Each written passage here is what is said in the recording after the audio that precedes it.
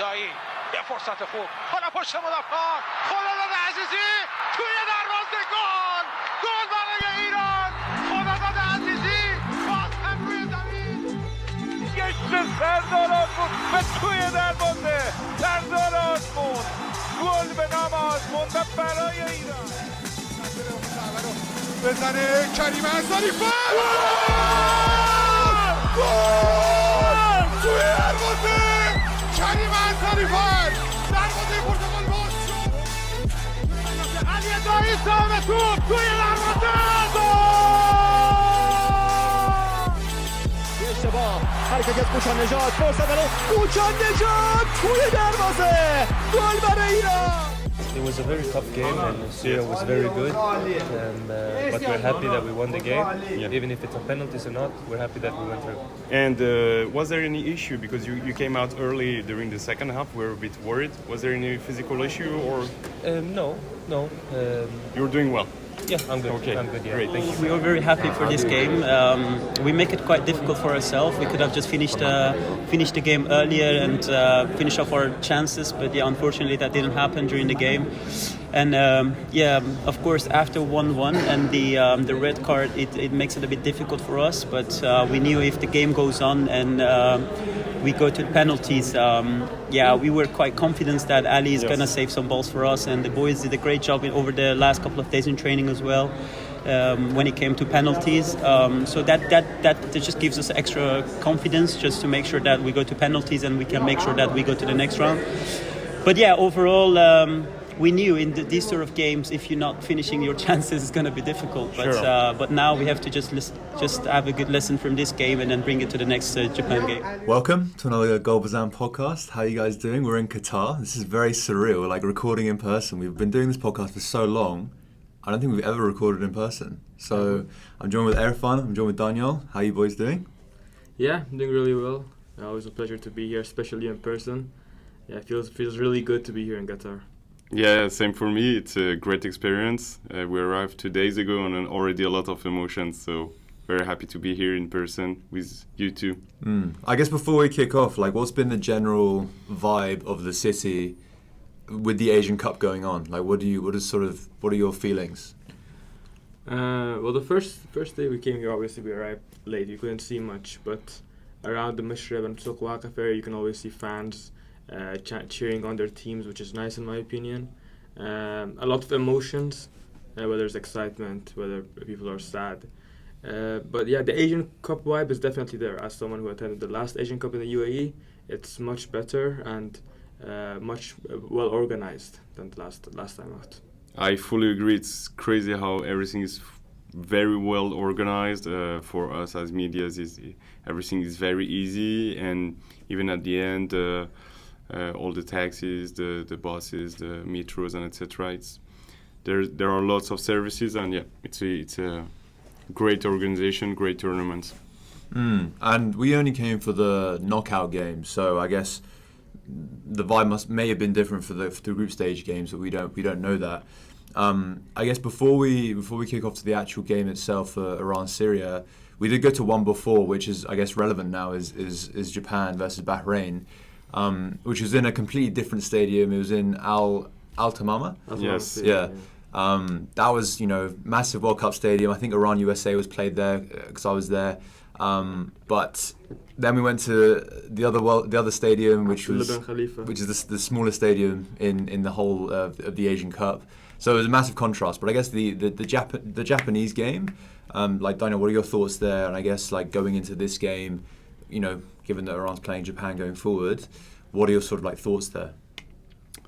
On the Japan game? Well, it was a nice game to watch. As you mentioned, the stadium was amazing. It was a world-class stadium. Japan played very well with, for a few minutes at the start, they had a difficult start, but then they controlled the whole game with a great intensity. Players are very technical. They don't look tired even at the last minute. They always go for the next goal, and yeah, it is a great team. We've seen some issues in their defense and especially their goalkeepers. They concede quite a funny goal, but I think it will be a very, very difficult game. We know them. They are maybe the best nation in football in Asia. So yeah, it will be a very tough game. And then going into the Iran-Syria game straight after that, what were your sort of like thoughts, Erfan, going into that game? Well, I wanted us to show a convincing performance, and we didn't do that honestly because when you're going into a game like Japan, you need to build up your confidence. Maybe sort of try what you want to do against Japan, against your opponent. So it was quite difficult for Team Melli to do that, as we saw yesterday. What happened, the red card didn't help at all. So yeah, the emotions were kind of mixed. We all obviously wanted Bahrain to win. Unfortunately, that didn't happen. But yeah, it will be a real test against Japan. But Daniel, going into the Syria game, I don't know what you thought. I thought this was going to be a fairly, not respect to Syria, of course, but not as difficult as they made it out to be. Yes, especially with the group stages that we had, and the fact that Syria was third in their group, so it was an extra spot.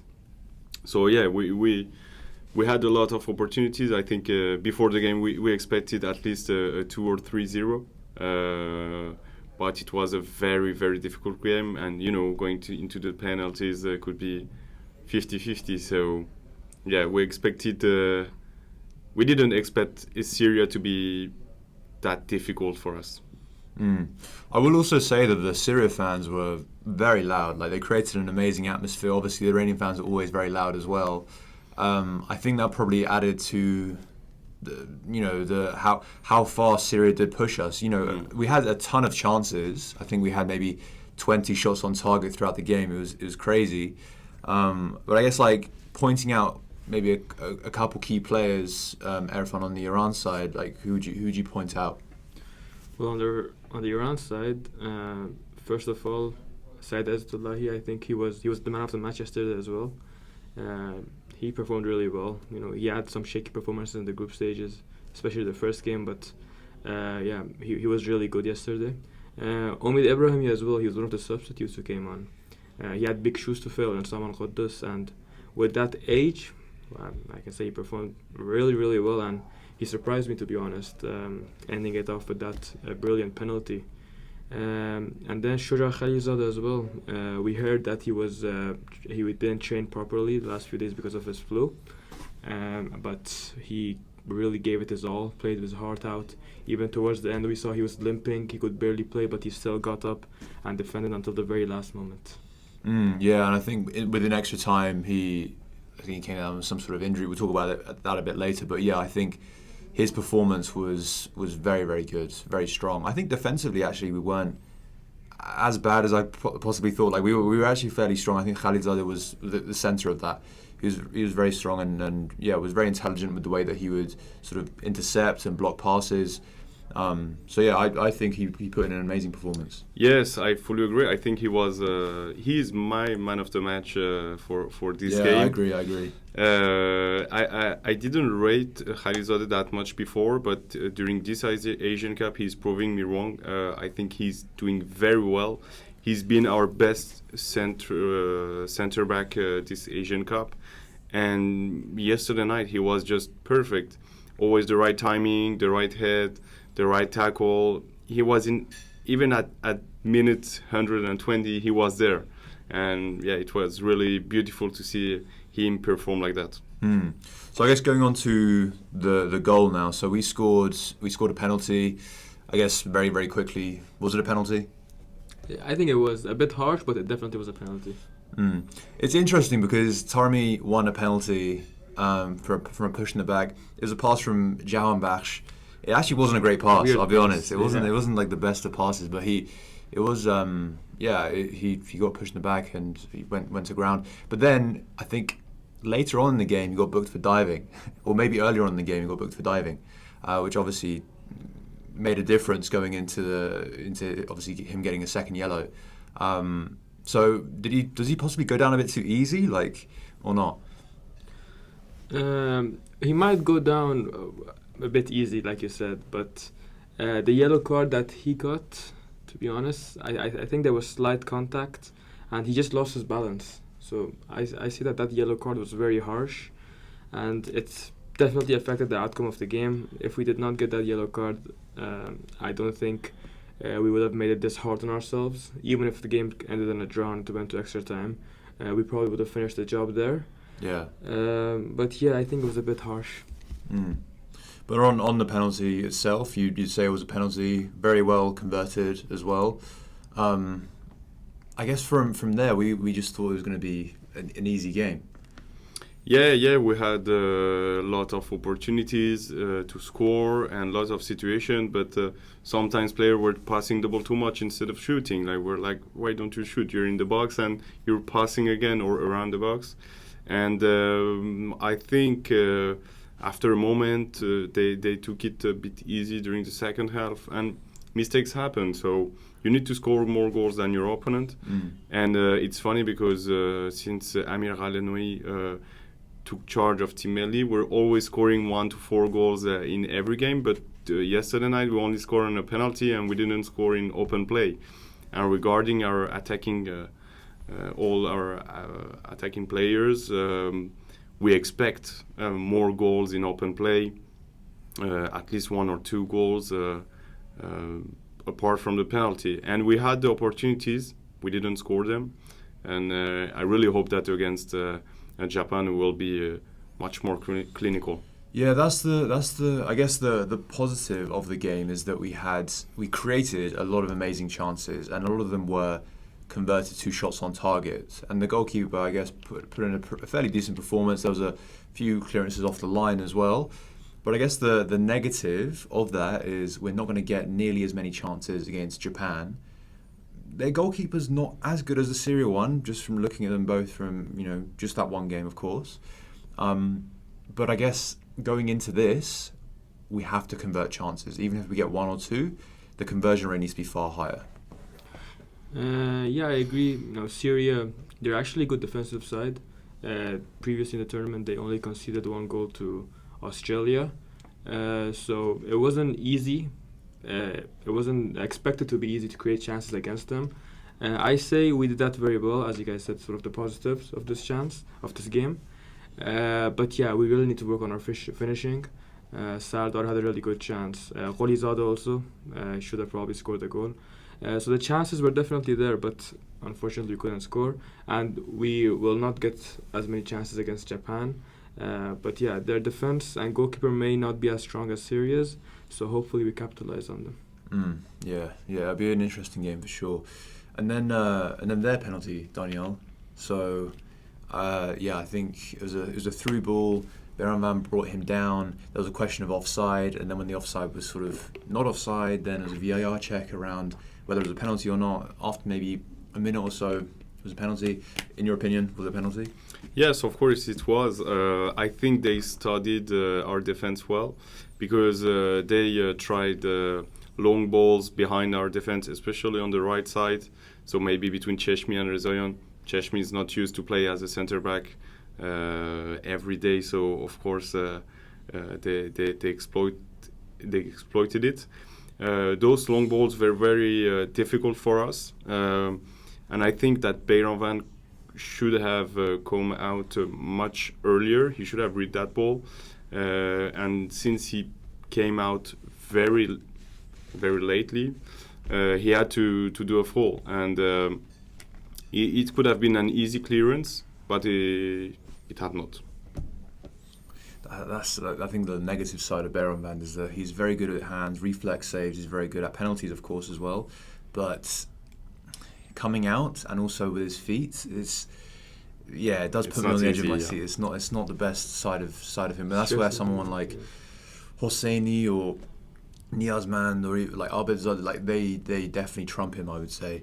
But I don't see him getting dropped at all. No, he won't get dropped. But the reading of the game, when you see a long ball, you have to be ready. And he wasn't. And the ball was a bit going, outside, but the player controlled it well. And Cheshmi tried to I think. No, it was Cheshmi trying to have a header on the ball. I'm not sure. But yeah, he was short on it, and then it was one-on-one situation with Beiro. But a good goalkeeper would have.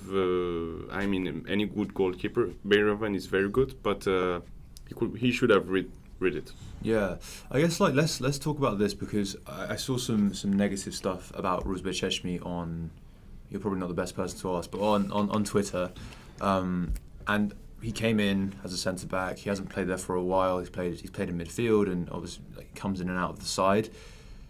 I think he was a weak link in our team that game, actually. Like you said, I'm not the best person to ask, but I'll be honest. He didn't have any big mistakes, any major mistakes.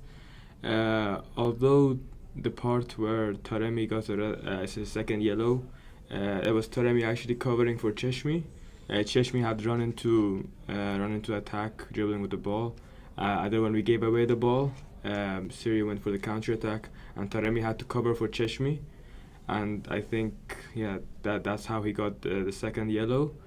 But other than that, to be honest, as a player who played in midfield for the last 2 or 3 seasons, barely played centre back at all. Actually, I watch his games in the leagues, and he doesn't play there. I think it was a good performance. Yeah, like you said, he was a weak link at times, but I don't think he's to blame with all the players we have out right now. Yeah, I think his performance in general was not bad. Was even quite good. He did a few mistakes. One of them for me is the reading of the long ball that brings the penalty. Yeah. He reads it badly. The second one, he few times he's with his head. Instead of clearing the ball with his head or feet and anything, he's trying to keep it in during the game. So, for example, there is a long ball, and he's always trying to have a clean clearance that would be a pass, instead of just put it out and secure the moment. And sometimes he's just giving back to the Syrian players. Like the ball is coming and he's heading, and it's another opportunity for the Syrian players. So he should be more easy on that and just put the ball away.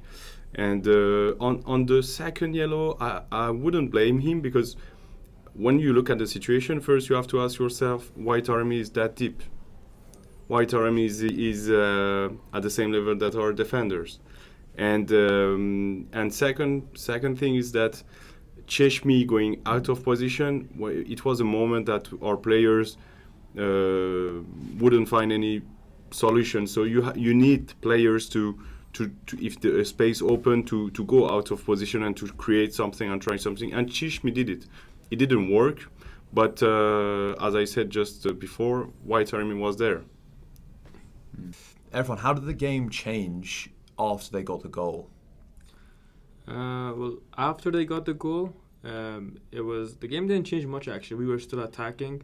It was similar to before they got the goal. I think the real point of the game when it all changed was after the red card. Even some of the players mentioned after the red card, their plan was to take the game to penalties, because they said over the last few days they've had their 5 penalty takers. I know he mentioned this in the press conference. He said that we'd have already chosen our 5 penalty takers just in case it went to penalty. And with Taremi obviously getting a red card, the replacement was Torabi, hence the late substitution. And I like that, to be honest. You know, preparing for every scenario. And Iran, you know, we've gone to penalties 5 times at the Asian Cups before this, and we've lost all 5. So this is the first time, and finally, you know, we've broken a curse, you could say. So yeah, I think after that red card, just taking the game to penalties, it was well done, well executed by the team. And with the red card, I guess Taremi was in tears as he was sort of watching the game go. We did speak to him, I guess, after the game in this sort of mixed zone, and he didn't really want to speak much. He was sort of even after they won the game, he was sort of in a fairly low mood. Obviously, he's going to miss the game against Japan. That changed the game massively, right? Yes, of course. Losing Taremi, he's our best player when in form.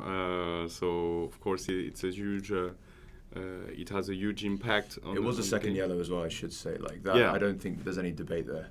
Yeah. It was a second yellow, no doubt. And I would have preferred Mohebi to get it before. There was a challenge, but anyway. So yeah, it has a huge effect. Even 50% Taremi is still dangerous because the opponent knows him. He's a famous player, and when you have Taremi, you know that in a one situation, even if he's not at his best, he will always be a danger. So the defenders, when they see Taremi, they're not defending the same way they're defending when they see other players. So it has a huge impact, and it will be a big it's a big loss for us against Japan, but we'll have to solve it and to find a suitable replacement for him. Yeah, it was a difficult one because when the red card happened, then Karim Ansari came on and he had the impossible job of trying to get the ball, hold it up, wait for teammates to come and kind of do a lot of individual skill to kind of, I guess, run down the clock and also try to carve out a chance. I don't think there was any chances actually after the red cards in extra time I'm talking about. But I remember the vibe in the stadium. If it did feel like we'd actually lost the game because the momentum was very heavily with Syria. Yeah, I mean, where we were sitting at least, everyone had lost. Everyone went quiet after the red card, and the Syrians were just so excited. They all got up.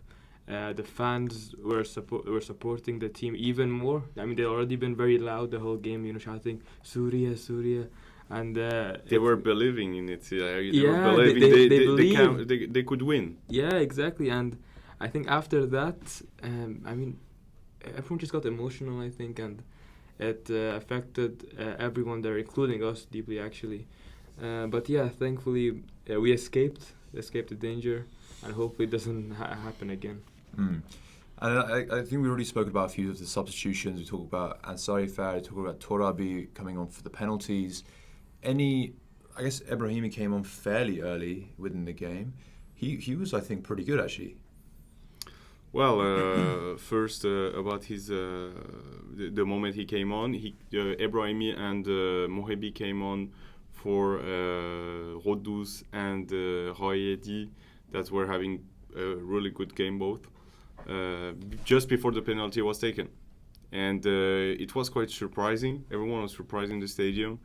Why those two players that are playing well, you just take them off? So maybe there was some issues with maybe they were tired or anything, but after the game we spoke to one of them, he had another view on that, but in any case, Ebrahimi was okay. He was good, but he's not he did well, but he's not the player that will bring something more to the team like Saman Ghoddos can.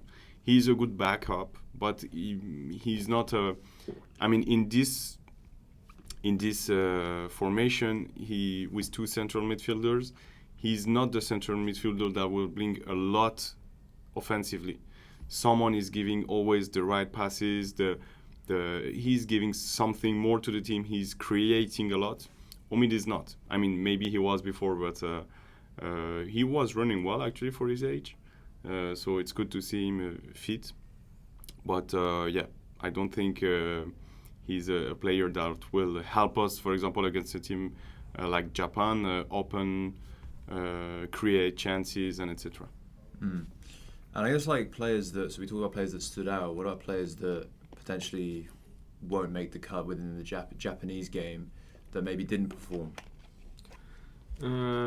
Well, I hope Mohebi doesn't make the cut. I mean, it's not been his best performances in this Asian Cup.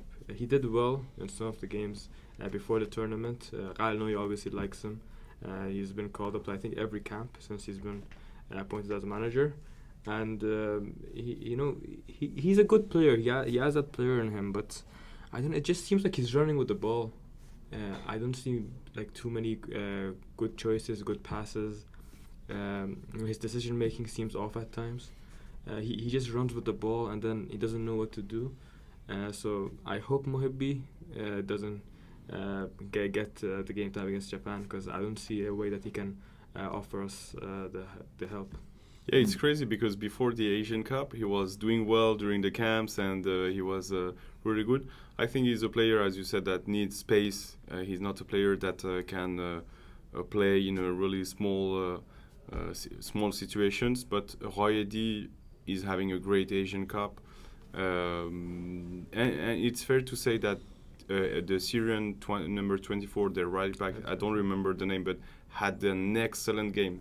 He pockets Moebi, and even for Royedi, it was very hard to go past because he him. was very physical, and Ghaidi, obviously that's not his strong suit. He's good with, he's very agile, pacey, very technical, and I think he was being brought down a lot. It was Exactly, but even with that, Royedi had a few situations when he shot. Moebi didn't. So you can see the difference, and Moebi came on later, so he was fresh, and the right back was there since the start. So yeah, I think that Moebi could be a good weapon for counter-attacks and etc. But in general, I wouldn't start him either. The winger situation is an interesting one because we've alternated with a few different wingers during this Asian Cup and obviously before in the camps. It seems like Ghaidi is the one that's cemented his place. It doesn't seem like he's getting replaced this Asian Cup, which I like. He's playing very well, and he scored a few goals actually, like in the group stage, and he's created some good chances. But I guess the other side, Jahanbakhsh started this game. He was very frustrated when he came off.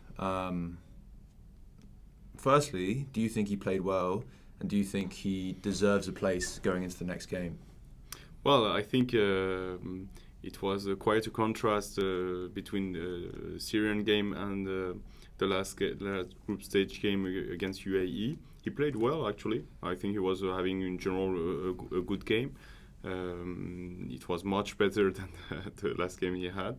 So, yeah, we can understand the frustration, but we needed fresh legs. We needed something else, a creator, and that's why when Khalilzadeh came, we had at least two great situations. One, he almost scored it, and Khalilzadeh is a player that is giving us a lot of situation. He's technically gifted, and it's really easy for him to just cut inside and create chances and do the right pass at the right time. And it's tough to have both. I personally would start Khalilzadeh, but since we don't have Taremi, one of the options could be Khalilzadeh playing as a 10. But I'm not sure that the coach will do that. Yeah, it's a difficult one to call because if you just talk about this game specifically, and I guess just general performance, Khalilzadeh, I think beat more people, did create more chances sort of per minute. Obviously, he wasn't on as long as Jahanbakhsh was. But again, you have to also consider the fact that he came on when the Syrian players were exhausted, right? They were very, very tired. And he's a sort of player that does run at you. He does a lot of good skill. And he does try to beat you one-on-one. Jahanbakhsh is less like that, but he does create chances. So I think if you just go off that, it looks like Khalilzadeh, I guess, is performing better. But if he was to start, maybe it would be a different story. I agree. We all know that Khalilzadeh is one of our more technically gifted players. He can do very special things with the ball.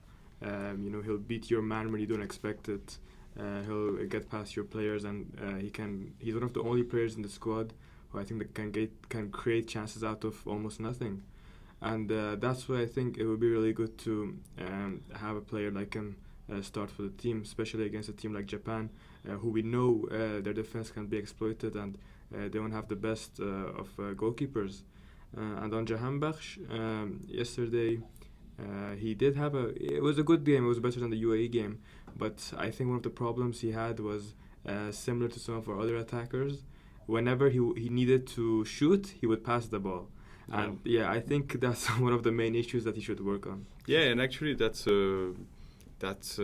strange because usually Jahanbakhsh shoots a lot. He does like shooting, doesn't he? Yeah, and he was passing, and same for Taremi or Osman sometimes. But Yeah, it's strange because if you do look at the shots on target, there were a lot of shots on target, but there were also other chances where someone like Jahanbakhsh should have shot, and then other times where someone like Osman did shoot, and it was just like there was no venom behind it. Yeah, and I guess like that on paper it's still a shot on target, but it might as well be a pass on target. Yeah. You know? Yeah. So I guess that also plays into taking chances going into this game. So would you prefer, given assuming that Ghaidi starts on the left hand side, who starts on the right hand side? For me, it has to be Khalilzadeh. Like I said, he's just more technically gifted, and against better teams, I think he would be a lot more beneficial to us than Jahanbakhsh, with all due respect. What do you think? I agree with you. But I'm waiting to see the lineup with the replacement for Taremi. Maybe it could be Ansari Fard, or maybe it could be something else, a surprise. But yeah. Yeah, I mean there is possibly a way of getting them both in, given that Taremi is not playing this game. I guess let's talk about like player availabilities. I think Taremi is the only one that's not available. Injury question marks around Khalilzadeh, possibly. No. Well.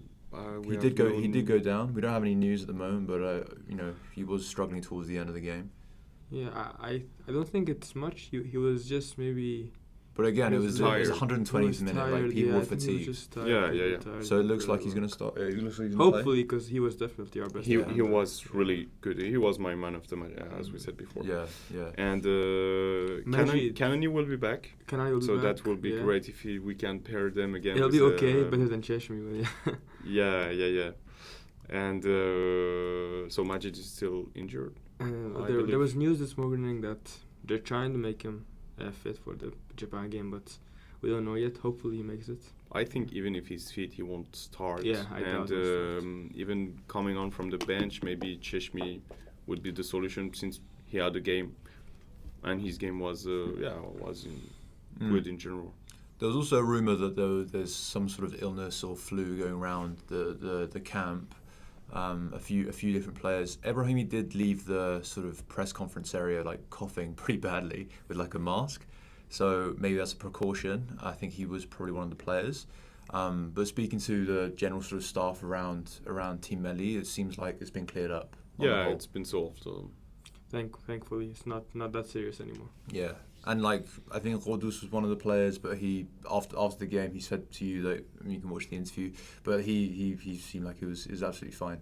Yeah, he told me that he was fine and he could have even played more. So yeah, the three players that were mentioned was Khalilzadeh, Ebrahimi, and Ghoddos. Yeah. And just mentioning Khalilzadeh again, not training properly with the team for a few days and then putting up that performance, Yeah, playing 2 hours. Yeah, it makes me. He proved me wrong. 2 difficult hours. Yeah, as well, 2 wasn't difficult it? An easy hours, one. especially with the red card towards the end. Yeah, it makes me like him a lot more now. I don't understand how he wasn't the man of the match, to be honest. But yeah. Yeah, I don't understand that either. So Taremi, red card. He won't be available for the Japan game, but given us 2 yellows, he will be back for the game after, if we were to progress, of course. Now, what's your sort of ideal team lineup when it comes to this game, given that he's not available? For me, I would go with the same lineup. Most of it. In defense, I would add Kanani for Cheshmi with Khalilzadeh. On the right and left, I wouldn't change Ramin and Erfan. I would keep Said Ezotoloi and Saman Ghoddos in central midfield. On the right side, I would love to see Ali Khalilzadeh. And on the left side, Mehdi Taremi, of course. Both being on their weak foot so they can cut inside and create chances and help the team build up and etc.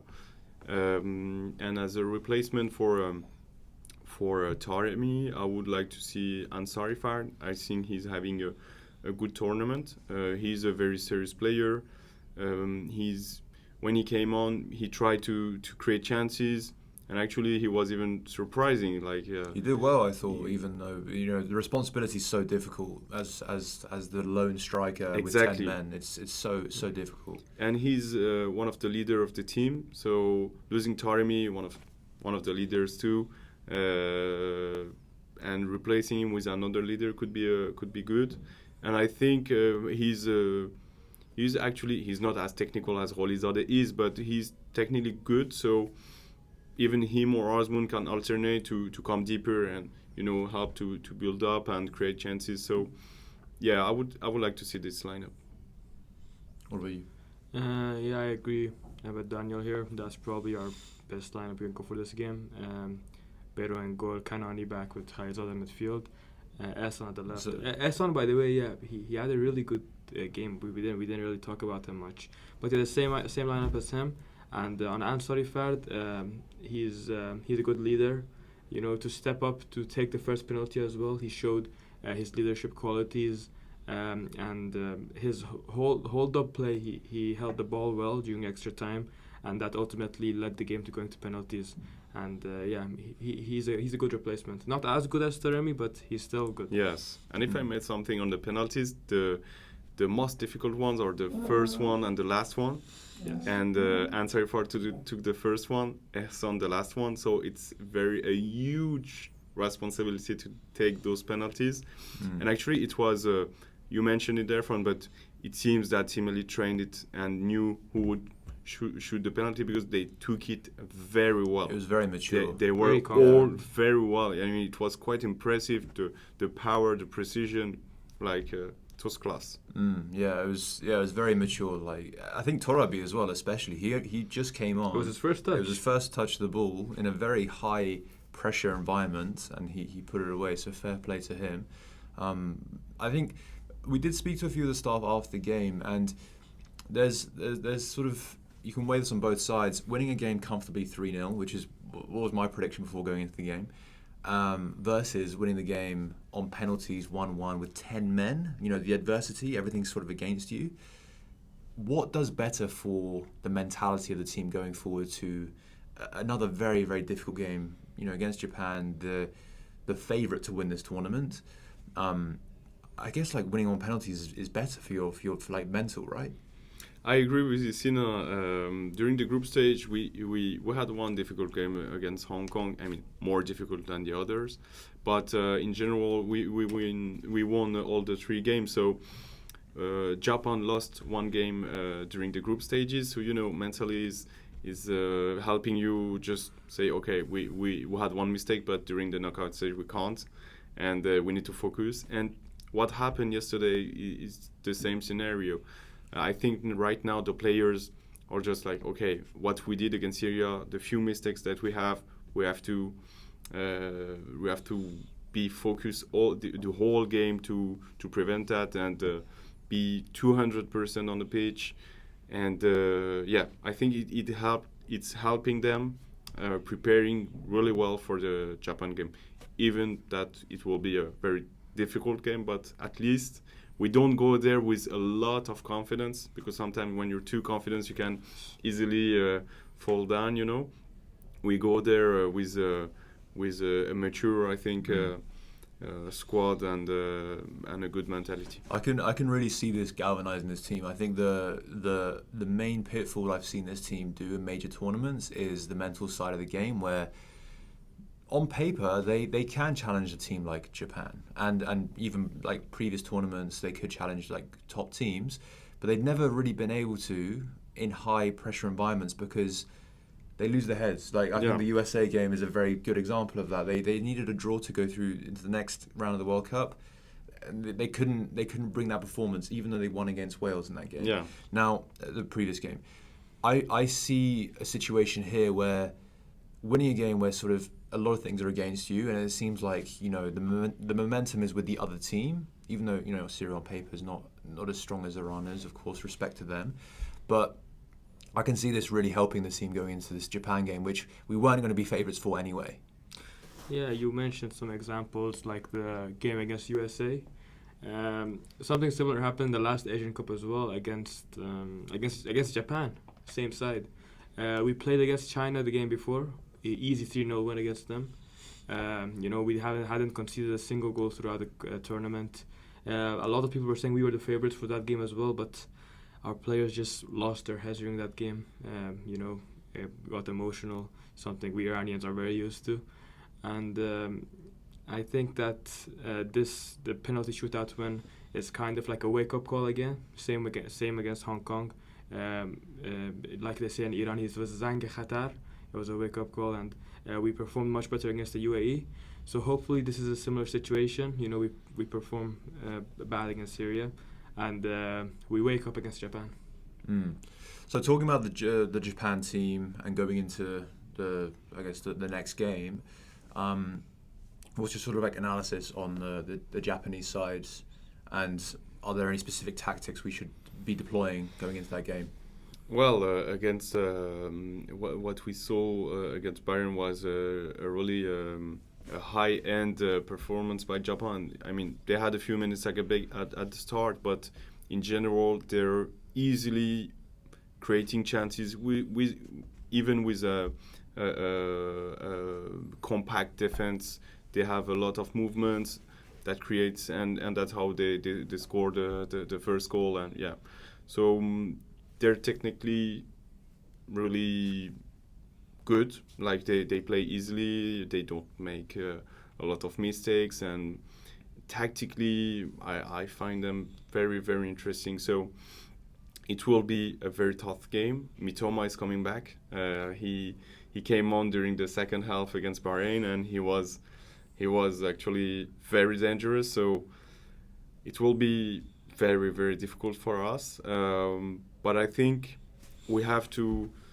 A good way to defend sometimes is to attack. Amir Gholinoi has a philosophy of Team Melli that has to attack more, score a lot of goals, and at the end, okay, if you concede 1 or 2 goals but you score 4, you're still winning. So, and I think that is really his philosophy. They have weaknesses in their defense, even their defense and the goalkeeper. So there are things to exploit. And we have good strikers, and we have we are a good attacking side. So, yeah, we have to find the right balance between when we are attacking, be more clinical and score the opportunities, but defend much more seriously and do not let the room for mistakes. Yeah, it's an interesting one, because where I see our weakness going into the Japan game is with our fullbacks and their defensive abilities. Now, I can say the same sort of thing for their side. so it's an interesting one, because with Mitoma coming back, he did challenge their fullback in the Bahrain game, and I've seen him many times for Brighton. He's a stellar player, and they have a lot of technical, fast players that play in Europe. But you could say the same, not the European part, but you could say the same for Ghoddos Jahanbakhsh, Khalilzadeh, who can challenge fullbacks. So it'll be a very interesting one. I feel like it'll be a fairly end-to-end game where tactics will be very, very strong. Yeah, I agree with you there, and it's not even just their wingers. All of their players are very technically gifted. Even their right back Tomiyasu, just sometimes he cuts in the attack. He played centre back last game, yeah, so maybe he'll stay there. Yeah, I'm not sure what's going on there. Maybe they didn't have players available, or actually some of their players were on yellow cards. I know that some of them were rested. He played left back, I think. But overall we get the point. They're all very technically gifted, and they have to make sure to cover the players well. Don't give them a lot of open space, because we saw yesterday, remember, I think it was their first goal. It was just the player had a lot of open space, and he just shot, and then after rebound they had open space because they had nice movements just before. Exactly. The easy movements, defenders just got dizzy and they just left the ball. So we have to make sure to close them down. Don't give them too much space. It'll be a very hard thing to do, but it's possible. So hopefully we do that. And then on the attacking side of it, we have to make sure to use our chances, unlike last game, and work a lot on the wings, crosses. I think the goalkeeper has weaknesses on crosses, and just shoot from anywhere that you think the ball has a good chance of going in. I think we have to pull the trigger more, because we were at times passing it when it was take on your left foot, take on your weak foot, or just challenge the goalkeeper in some way. This goalkeeper, from what I've seen, seems weaker than the Syrian goalkeeper. Yeah. In which case, let's challenge him with crosses. Let's challenge him with shots from long distance, because he might spill. And if you have actually seen Osman, I know Taremi's not playing this game, but he was as well. whenever they shoot from distance, they He do was close following, down. yeah. So I do like that mentality, even though it didn't come off in this game. Hopefully, it will come off in the Japan Yes, game. of course. And if I may, I too think about Japan, about the game against Bahrain. Bahrain while not having the ball, they were playing 4-1-4-1. So with a central defensive midfielder just in front of the defense. And when they had the ball, it was more, he who was always protecting the defense. But even with that, we saw many spaces open up since the movement were really clever by the Japanese player, and many people are saying that we should go back with a 3-man midfield, but I think against a team that like Japan, it's not something that would help a lot. They know how to unlock a defense easily, so at least we should try to create more, to score more goals, and etc. And my second point is, it seems that Japan are much more physically, they have much more stamina than our players.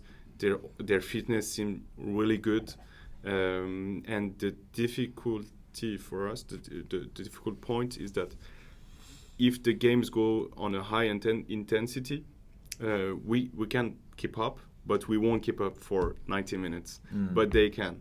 Yeah. And I'm worried about the fact that maybe at minute 70 or 80, the team will be much more tired. We saw it yesterday. After a moment, team wasn't creating a lot. Of course, the red card is not helping, but team seemed tired. We have only 3 days. So the game is not tomorrow, but the day after tomorrow. Japan had a few more hours, I guess you could say, and also we played longer 2 hours. minutes. We played 2 hours. Exactly. They played 90 minutes. So. Exactly. And they're used to that time as well. They play most of their games at 2:30. So.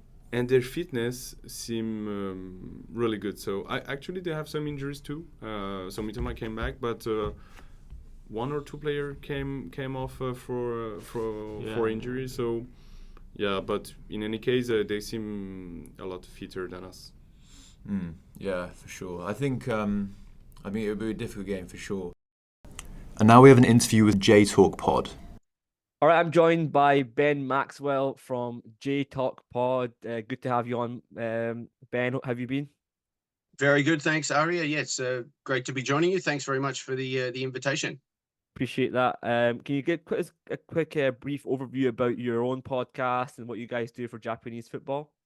Sure thing. Yeah, we've been going for, I think we're in our 13th season now, and we've just clocked up 500 episodes actually. So, been going at it a fair while. We cover, our main focus is on J1, the top league in Japan. But at these times when the national team's involved, we always do our best to try and cover the Samurai Blue to the best of our ability. So, we're speaking literally after I've just recorded an episode with my co-host, Johnny, wrapping up the Bahrain game and looking ahead to this game against Iran. And you're based out in Japan yourself, right? Yeah, I'm in Kanagawa. Yokohama's the biggest city in that prefecture. But originally from Australia and, lived in Japan for over 20 years now. So this is my home, but I've obviously got a foot in 2 camps in this tournament with Australia still involved as well. So exciting times. Excellent. Right, Ben, let's get started with the squad then for Japan. Obviously they're going to be favourites for the tournament, and they have been since it started. Quickly take us through the squad. There's obviously some key people who will be missing the game against Iran. We'll come on to that in a second. But who are the key players for the national team today? Well, most listeners will probably be aware of players like Wataru Endo, who is at Liverpool now, Takehiro Tomiyasu at Arsenal, and of course Kaoru Mitoma at Brighton. The Japan squad is now full of players playing in the major European leagues, and that's been a really interesting development to watch over the last 10, 15 years or so. Is a lot more Japanese players traveling abroad and making a real name for themselves in European competitions. So yeah, there's a number of players that listeners would be aware of already, but there's been a real generational change actually since the last World Cup. A number of players like Maya Yoshida, Yuto Nagatomo, etc. They've kind of been phased out by the manager. So yeah, it's there's some experience in the squad, but it's kind of been a breath of fresh air as a lot of other newer players have been brought through. Fantastic, I appreciate that. And then obviously coming up to some players who were missing the game potentially. Ito had a problem recently. Can you kind of go through that very quickly with us? Don't want to say too much because I'm not a lawyer, but yeah, a legal matter that has contributed to his withdrawal from the squad. Yeah, I think I'm maybe sure. I shouldn't say. I'm sure a Shouldn't Google say too much more than that. a Google search will kind of bring that up for everybody. Yeah, indeed. And then Indeed. obviously Hatate got an injury in the last game against Bahrain. Key player, plays for Celtic. Thoughts on that? Yeah, that's potentially a major blow as it might be for the remainder of the tournament. I think. Yeah, it looked like he'd injured his calf. Yeah, went down, and after a couple of minutes treatment, it was obviously wasn't going to be able to continue. So such a quick turnaround between Wednesday to Saturday, it's almost impossible, I would say, for him to make that game. And as I say, if Japan are good enough to go through against Iran, I still think his availability would be in question. So that's a loss because he started the last two games and looked good. For many, he was actually a surprise inclusion in the squad. But yeah, in his two starts, he'd certainly proven that the manager had made a good choice in bringing him along. But yeah, it looks like he might be out of the picture now. So that is quite a big blow. Yeah, absolutely. Key player for them. Coming up to some of the results that Japan have had in the Asian Cup, so starting with the group stages and obviously the game against Bahrain. How have you how do you see that overview of the results they've had so far? Yeah, it's been a bit of a slow burn. They took the lead early on in the first game against Vietnam, and we thought, okay, it's going to be smooth sailing. But then things turned around, and Vietnam, flipped the game on its head, and it was 2-1 before we knew it. Luckily enough, Japan were able to get back on top before halftime and ultimately won it comfortably. But yeah, there were warning signs there. A very inexperienced goalkeeper that has will basically come into to start for the national team. He basically had next to no experience in the domestic league before going over to Europe, and then he's been thrust into the number one spot with a couple of other keepers who we might have thought were better bets for the number one shirt. They're both out of the picture. So Zion Suzuki made a handling error for Vietnam's second goal in the first game, and basically since then he's had one or two clangers in each game that has cost Japan. And the latest one, I'm not sure if you saw it or not, but against Bahrain, the own goal that Japan conceded was just calamity, the dictionary definition of calamity. So unfortunately, he's still got to prove himself at this level. And while he's trying to do that in the knockout stages of a major tournament, it's definitely a worry for Japan. And yeah, the failure to keep a clean sheet in any of their 4 games so far is definitely a worry, I think.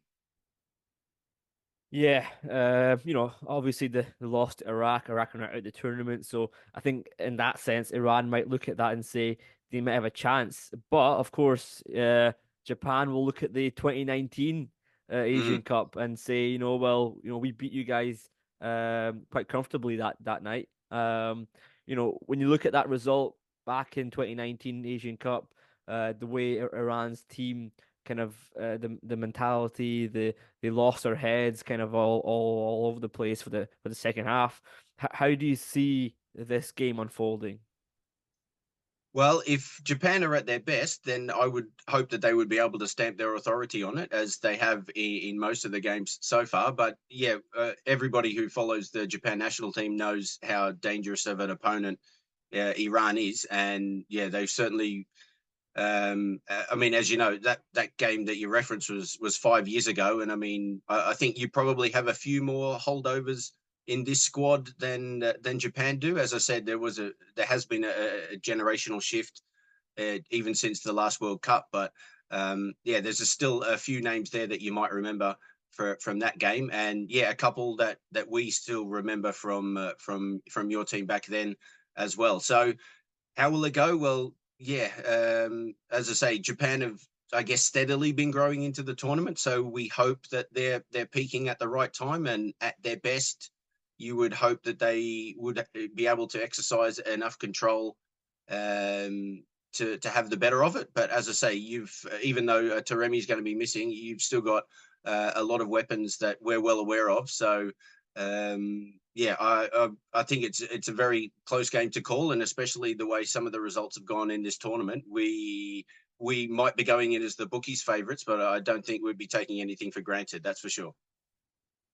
Can you give us a prediction for the game?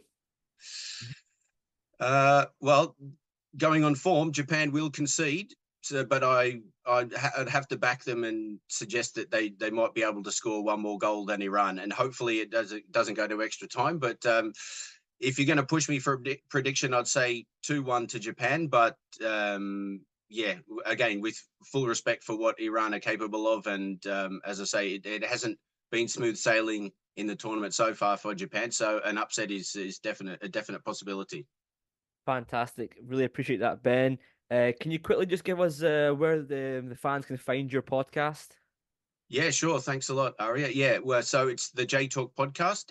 You can find us wherever you listen to podcasts regularly. So our host is Podbean, but yeah, Spotify, Apple Podcasts, anywhere you go for your podcast, please check us out. And yeah, if you're on Twitter /X, you can follow us at J Talk Pod. And yeah, we're just about set to start the new J1 season. So yeah, with the Asian Cup still rolling along, we're quite busy. So putting out a few episodes a week at the moment. And yeah, it's a great time for Asian football, and also for Japanese football with the J League coming up soon. So again, thanks for having me on, Arya. I really appreciate it. Thanks a lot, Ben. Appreciate your time. I guess we'll wrap it up there and just go for predictions. So I guess from my side, I think Japan are favourites, but not by that much. I think it's maybe like a 55-45 or 60-40 on their side. I think we'll get the first goal, and as you said, we're going to get tired, and I think Japan will keep pushing, and then they'll get like a late goal, 1-1.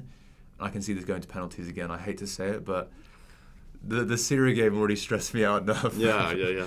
But I can see this going to penalties again. So that's my prediction. What do you think? I'm trying to be positive here, but damn, that Japan team is so strong, man. Yeah, they're good. Yeah.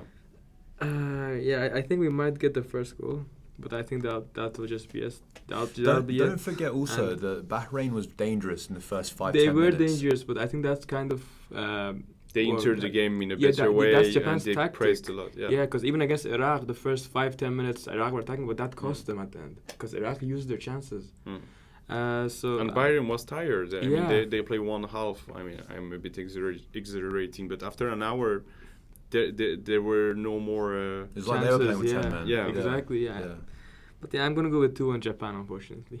Oh, we don't like that. That's like a negative. I'm being realistic. Well, I can't do a prediction against us. That's for sure. I mean. But yeah, it will be a tough game. As you said, I think it's 60-40 for Japan.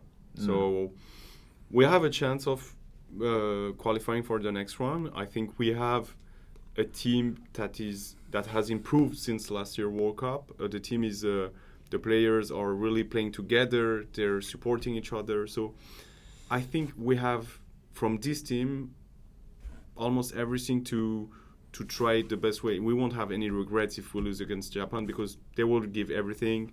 And many people question Amir Wolenoy's tactics and pickups and etc. But I think with the players that we have, at least the way he's thinking, his philosophy. We won't have any regrets that we played too defensively, we didn't start him at his best position, and etc. Every player is playing at their best position, and I think if we can qualify, it will be through this philosophy. So I believe that it's a 60-40, but we have a chance. But I think the main point is that even like, think about it like this: Japan were the favourites going into this tournament, and I still think are the favourites. My prediction for the team to win this tournament was unfortunately Japan. Now, we've just happened to face them in the quarterfinals of the Asian Cup. We could have faced them in the semi-final. We could have faced them even before, or like, in the final itself. Japan is still Japan, right? Yeah. So it doesn't matter that we get knocked out in the quarterfinal or get knocked out in the final against this team. I do believe if we do win this game, then we do stand a good chance of progressing to actually win the whole tournament. I don't know, like, we'll be optimistic.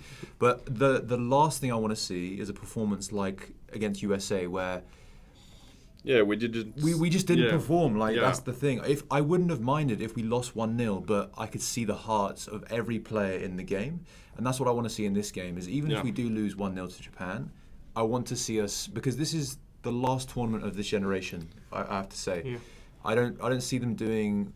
A few of the players will carry on for the next World Cup. They won't be the same. This is the last go we have. So I really want to see these players put everything they have, and I feel like with the Syria going to penalties, I do see them doing that. Yeah. So, but that's the only thing I want to see. So whether they lose or win, that's the only thing I want to see.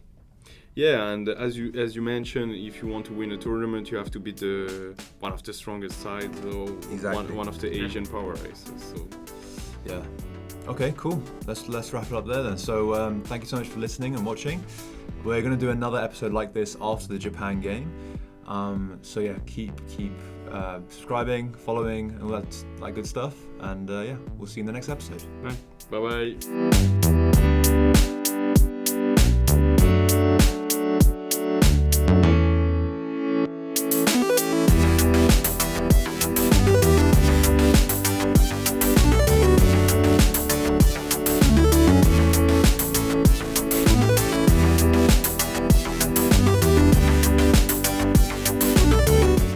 Hi, my name is Saman Ghoddos.